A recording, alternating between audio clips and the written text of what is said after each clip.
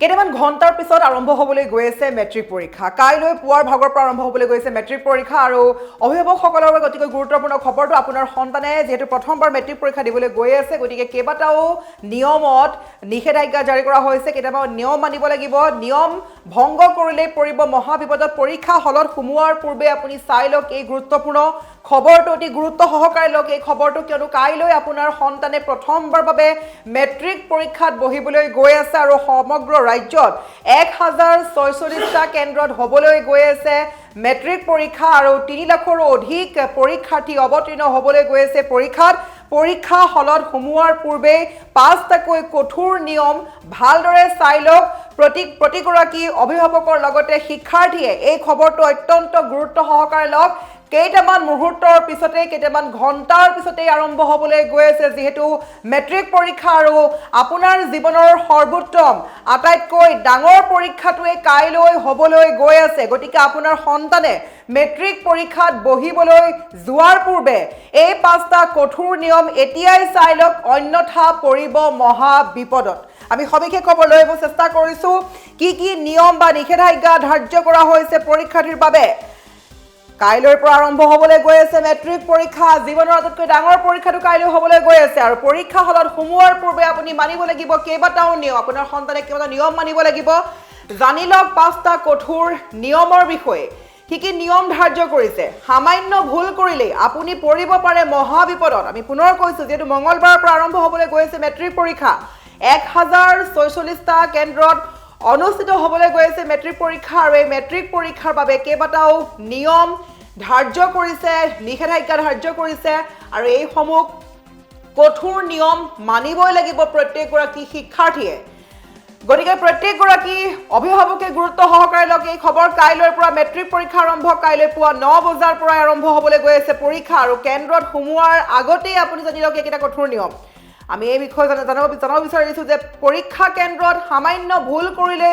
বিপদত পৰিব পৰীক্ষাৰ্থী ৰাজ্যৰ 3 লাখৰো অধিক পৰীক্ষাৰ্থী অৱতীৰ্ণ হ'বলৈ গৈ আছে মেট্ৰিক পৰীক্ষা গতিকে প্ৰতিটো পৰীক্ষা কেন্দ্ৰত চিচি কেমেৰা আৰু সুউচ্চ দেৱাল থকাটো এতিয়া বাধ্যতামূলক কৰি দিয়া হৈছে প্ৰত্যেকটো পৰীক্ষা কেন্দ্ৰত সৰ্বমুঠ 1046টা কেন্দ্ৰত অনুষ্ঠিত হ'বলৈ গৈ আছে 3 লাখৰো অধিক পৰীক্ষাৰ্থীৰ বাবে মেট্ৰিক পৰীক্ষা গতিকে প্ৰত্যেকটো কেন্দ্ৰতে চিচি কেমেৰা উপলব্ধ থকাটো কৰা হৈছে বাধ্যতামূলক আৰু সুউচ্চ দেৱাল থকাটো বাধ্যতামূলক অতি ওখ দেৱাল থাকিব লাগিব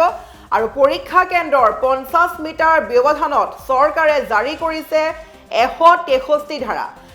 পৰীক্ষা কেন্দ্ৰ যেটি পৰীক্ষা আপুনি পৰীক্ষা দিবলৈ গৈ আছে সেই পৰীক্ষা কেন্দ্ৰৰ 50 মিটাৰ ব্যাসাৰ্ধত চৰকাৰে 163 ধাৰা জাৰি কৰিছে পৰীক্ষাৰ সময়ত কেন্দ্ৰৰ ওচৰে পাজৰে কোনো চিনাকি লোকৰ সমাগম নিষিদ্ধ কৰা হৈছে যদি আপোনাৰ সন্তানে মেট্ৰিক পৰীক্ষা দিবলৈ সাজু হৈছে যে আপুনি যদি ভাবি আছে যে আপোনাৰ সন্তানে পৰীক্ষালৈ বহি আছে আৰু সম্পূৰ্ণ পৰীক্ষা শেষ নোহোৱালৈকে যদি আপুনি ভাবি আছে যে মই পৰীক্ষাৰ কেন্দ্ৰৰ কাষত থাকিম যদি আপুনি ভুল ভাবিছে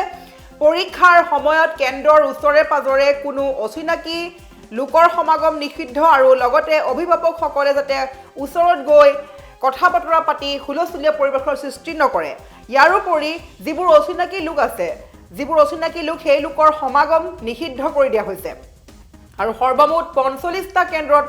অনুষ্ঠিত হ'বলৈ গৈ আছে উত্তৰ বহিৰ মূল্যায়ন প্ৰক্ৰিয়া আমি জনাই আছো দৰ্শকসকলক যেহেতু কাইলৈ আৰম্ভ হ'বলৈ গৈ আছে পৰীক্ষাৰ্থীৰ জীৱনৰ আটাইতকৈ ডাঙৰ পৰীক্ষাটো এটোৱে হৈছে মেট্ৰিক পৰীক্ষা কাইলৈ যদি আপোনাৰ সন্তানে মেট্ৰিক পৰীক্ষা দিবলৈ গৈ আছে অতি গুৰুত্ব সহকাৰে লওক এই খবৰ কাইলৈৰ পৰা আৰম্ভ হ'বলৈ গৈছে মেট্ৰিক পৰীক্ষা কেইটামান ঘণ্টাৰ পিছতে আৰম্ভ হ'বলৈ গৈ আছে মেট্ৰিক পৰীক্ষাৰ হলত সোমোৱাৰ পূৰ্বে কেইবাটাও নিয়ম মানিব লাগিব 1046টা কেন্দ্ৰত অনুষ্ঠিত হ'বলৈ গৈ আছে পৰীক্ষা আৰু এবাৰ পৰীক্ষাত অৱতীৰ্ণ হ'ব 3,30,744 গৰাকী ক্ষমা কৰিব 744 গৰাকী ছাত্ৰ ছাত্ৰীৰ লগতে বুধবাৰৰ পৰা অনুষ্ঠিত হ'বলৈ গৈ আছে হায়াৰ ছেকেণ্ডাৰী পৰীক্ষা 831টা কেন্দ্ৰত অনুষ্ঠিত হ'বলৈ গৈ আছে পৰীক্ষা 3টা শাখাত অৱতীৰ্ণ হ'ব 4,38,565 গৰাকী পৰীক্ষাৰ্থী আৰু প্ৰতিটো পৰীক্ষা কেন্দ্ৰত চিচি কেমেৰা লগোৱাটো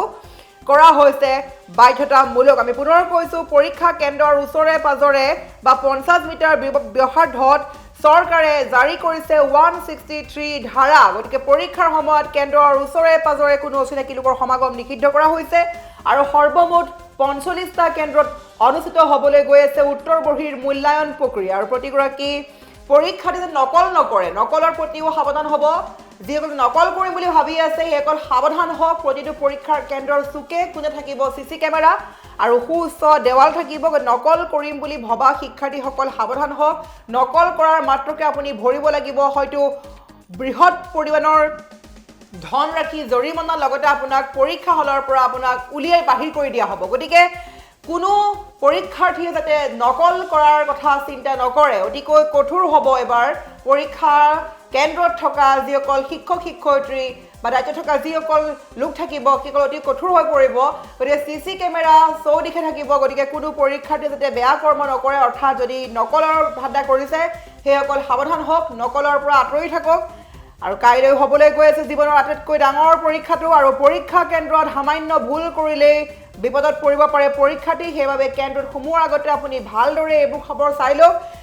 ভালদৰে সতৰ্ক হৈ লওক যাতে আপোনাৰ ওচৰে পাজৰে যদি কোনোবা নকল কৰিছে সেই সন্মুখৰ পৰা আপুনি আঁতৰি থাকক আৰু লগতে নিজেও নকল কৰাৰ পৰা আঁতৰি থাকক লগতে নিজৰ পৰীক্ষাৰ প্ৰশ্নকাকতখন পোৱাৰ লগে লগে নিজৰ পৰীক্ষা বহীত লিখাত মনোযোগ দিয়ক কাৰো সৈতে কথা বতৰা পতা এটা হুলস্থুলীয়া পৰিৱেশৰ সৃষ্টি কৰা বা ইফালে সিফালে চোৱা চিতা কৰা বা এইসমূহ কাৰ্য